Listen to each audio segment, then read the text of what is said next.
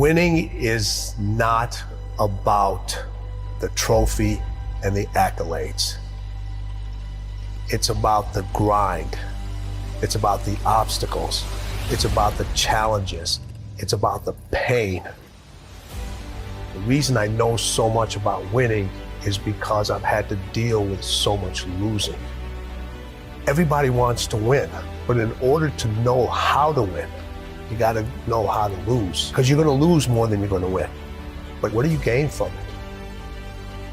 I need you to disappear for the next 30 days.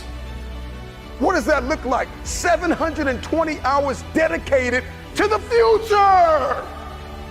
Where focus goes, energy flows. The problem is you put too much energy into Netflix. You put too much energy into distractions. You put too much energy into entertainment. You put too much energy into things that are not feeding your purpose and destiny. Can you walk away from everything? You've trained some of the greatest of the greats, Michael Jordan, Kobe Bryant, Charles Barkley, Dwayne Wade. So you know something about winning. You know something about sustained winning over time. You look at when Kobe, his first playoff series, he had this horrible game where he shot like 4 or 5 straight air balls. Now, he could have came back next year and said, I got to prove everybody that's, man, you're too young, why'd you take? No, it was just like, you know what? That's on me. I have to own that moment. Now, I got to prove to myself I can overcome this, because now everybody else is doubting me, but I can't doubt myself. Your mind has to immediately shift back, because now you felt and tasted something that you could only get through winning. Are you willing to do it again? And that was one of Kobe's favorite words when it related to winning. He says, you have to be obsessed with whatever your win is. Be all in. Mm-hmm.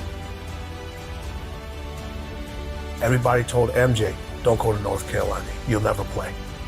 You shouldn't be here. And Michael went out and he said, I don't need to prove to coach.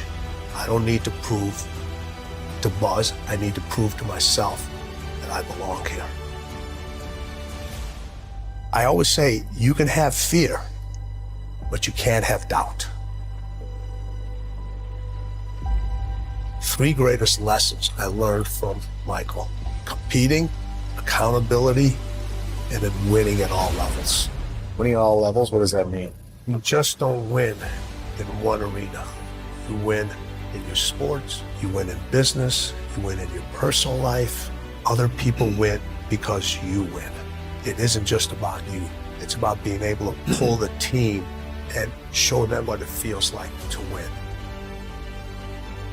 Life has knocked you to the ground. You have survived the greatest traumas of your life. Opportunity. You have an opportunity of a lifetime. When you understand you have an opportunity, you play a little different. When I dropped out of high school and I started going to this church and let me speak, I picked up the mic. I was 16 years old, I picked up the mic. I'm not gonna say it was the best speech I ever did, but when I picked up that mic and got off that stage, I was like, yep, I can do it. So hear what I'm saying, opportunity. And every day I want you to wake up and not just go, I'm sweet like that. I want you to go, I'm not just going with skills. There's a one type of dude who feel like because he's gifted that it's just an automatic road for him. And let me tell y'all something, you are gifted, but you gotta humble yourself. You gotta understand that pride comes before a fall. You may get it, but right now what? Oh, I can't hear y'all. You may get it, but right now what? You don't have it. That's not what gets you in the league. Not what you were born with. You got skill and you got will. So when you play, you have to compete. I'm a high school dropout. My daddy wasn't in my life. But I found out I had a gift, then I found out your gift shall make room for you. And I'm like, you mean to tell me if I perfect this, I can eat and my kids can eat and my kids' kids can eat? From today on, you play whatever your best game is, you play that level every single time. Why are you here? And what are you going to do about it? Because the truth of the matter is, we have a purpose, we have a destiny, we have fulfillment, we've got connections to make, we've got people to meet, we've got rooms to walk in, we've got tables to sit at. And I'm just wondering if you are willing, if you are courageous enough, if you have the faith, if you're bold enough to sit down for 30 days and write down what it is that's killing you. Can you walk away from everything for 30 days? Just 1 month, 720 hours. Imagine who you could be in 30 days. How tired are you of where you are right now? How bad do you want to get to that next level? What are you willing to do? What are you willing to sacrifice? What are you willing to give up? Who are you willing to let go to get where it is that you want to be? Nobody wants to put in the work. Nobody wants to let go of every single distraction. Can you learn how to say no to what's hurting you? No to what's stopping you. No to the people that don't believe in you. The fakes and the phonies and the people that keep saying that they'll support you when you get there, but they leave you when you arrive.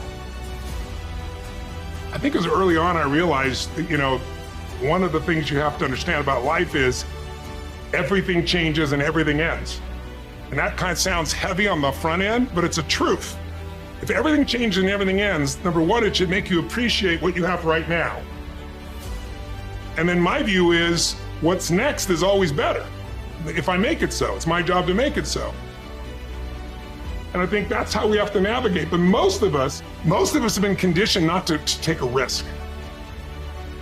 People ask me all the time, what does it take to be happy? And I always tell them it's really simple. One word, progress. And I know you're broken, and I know you're tired, and I know you're weary, and I know you're confused, and I know that you've got questions, and I know you're fractured, and I know you're bleeding in places nobody can see. But if you shut it down, you can heal. I got 3 words for you. Shut it down. Log out of the social media. Get off the internet. Unplug and evaluate where you are and where you're supposed to be. We've talked about it enough. You've talked to your haters about it. You've talked to your supporters about it. You've posted about it. You've shared about it. You've written about it. Now it's time to put the work in.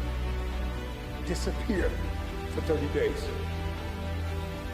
You're standing at the precipice, the edge of the greatest move in your life. And the time is now like never before to take a leap of faith. It takes faith to step into your destiny. It takes faith to pull away from everything that is familiar, to step into uncharted territory, to become the person you were born to be. It takes faith. Can you disappear for 30 days? The first person that needs to be influenced in your life is you. It's you. You can't lead anybody. You can't go anywhere unless you have awakened yourself on the inside to follow a specific plan. Write it out. I need you to disappear. Think over the things you've discussed with people. Go through the process. Go through the mud. Run in the rain. Dance in the snow. Inhale, exhale. I know it's cold on the other side, but it's time for you to cross over because you're too comfortable.